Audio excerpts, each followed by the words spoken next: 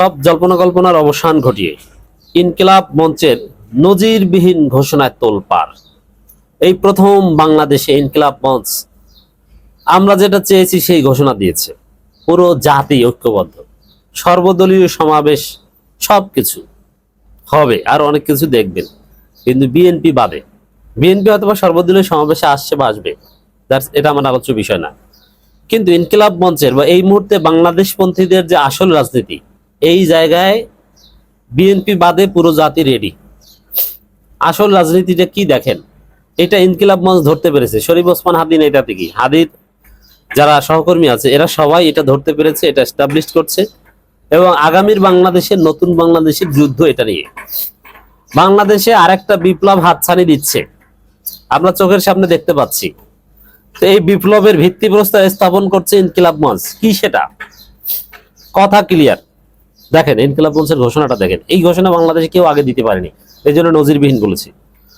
শরীফ ওসমান হাদির উপর হামলাকারীদের আশ্রয় দিলে ভারতীয় দূতাবাসের কার্যক্রম বন্ধের হুঁশিয়ারি ইনকিলাব মঞ্চের। ভারতীয় দূতাবাস অভিমুখে মিছিল হয়েছে, ঘেরাও কর্মসূচি হয়েছে, কিন্তু এইভাবে কেউ বলতে পারেনি যে ভারতীয় দূতাবাস বাংলাদেশে চলতেই দেবে না, আমরা বন্ধ করে দেব।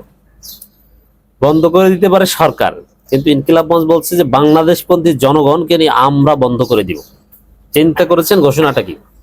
এটি বাংলাদেশে আসল রাজনীতি। ইনকিলাব মঞ্চ ধরতে পেরে যে এই যে যত বিশৃঙ্খলা দেখেন বাংলাদেশে, এটা সবকিছুর পেছনে ভারত দায়ী, এটা স্পষ্ট হয়ে গেছে।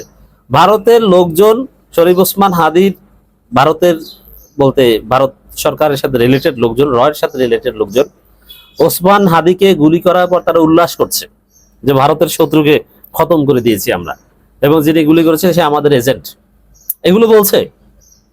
তো দর্শক, অতএব স্পষ্ট হলো যে আমাদের মূল শত্রু ভারত।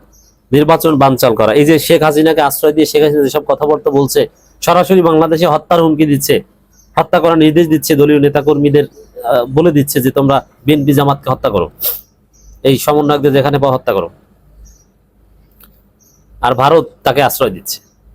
চিন্তা করেছেন আমাদের মূল শত্রু কে? এতে কোনো দ্বিধা আছে এখনো? এই যে বিভাজন যে দেখেন, এই যে বিএনপি জামাতকে রাজাকার বলে গালি দিয়ে বিভাজন সৃষ্টি করে, অনৈক্য সৃষ্টি করে, এই গালিটা কার কারণে দেয়? ভারতের কারণে দেয়। কার বুদ্ধিতে দেয়? ভারতের বুদ্ধি দেয়।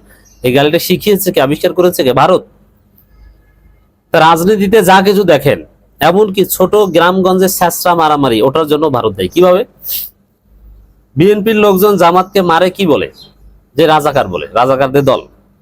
এখন রাজাকারদের দল, এই গালিটা শিখিয়েছে কে? ভারত।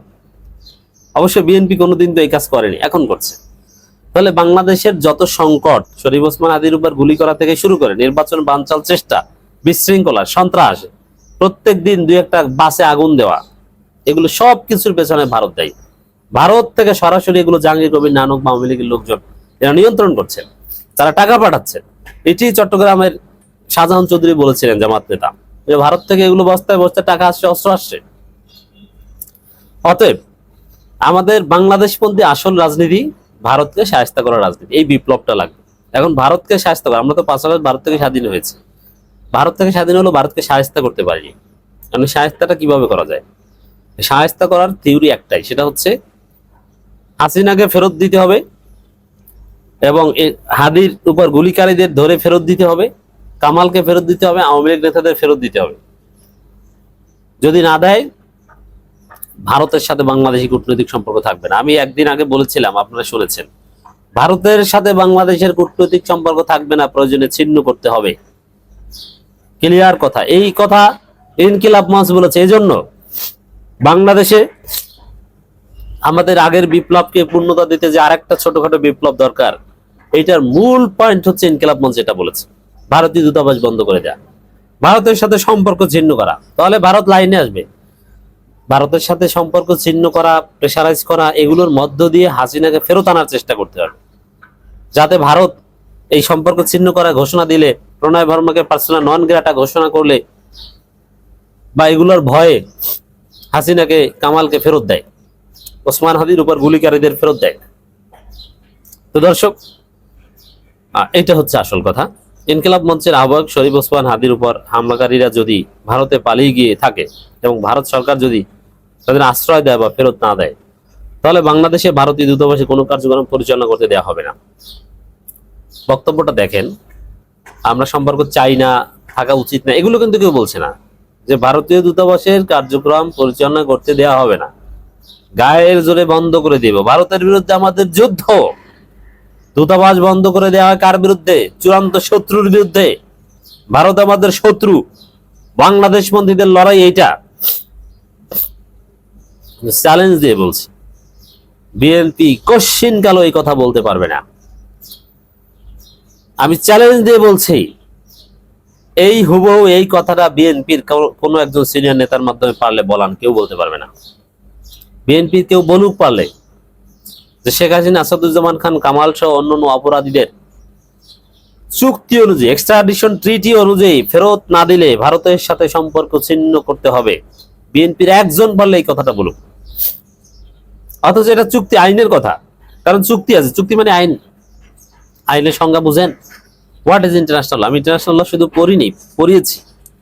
ইন্টারন্যাশনাল লর একটা সোর্স হচ্ছে ট্রিটি, কন্ট্রাক্ট, MOU। এটা এটা আইনের মধ্যে পড়ে না, কারণ ওটার অব্লিগেশনস নেই।